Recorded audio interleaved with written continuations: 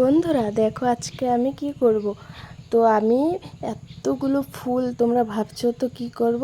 তো এগুলা সব মালা গাঁথবো ঠাকুরের জন্য।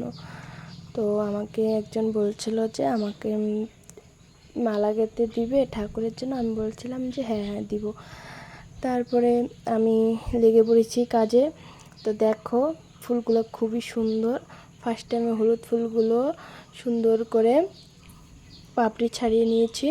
তারপরে সাদা, হলুদ আর হলো তোমার নীলকণ্ঠ ফুল দিয়ে আমি সুন্দর করে ফুলগুলোকে গেঁথে নেব।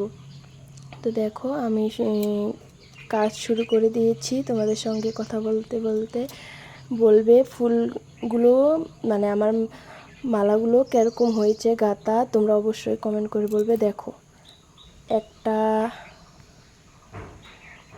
এই যে আরেকটা। তো আমি 5টা মালা গেঁথে দিয়েছিলাম, 10টা বলছিল, তো আমি 5টা গেঁথেছি। দেখো কত সুন্দর হয়েছে ফুলের মালাগুলো। তো তোমাদের যদি ভালো লাগে অবশ্যই কমেন্ট করে বলবে, ঠিক আছে।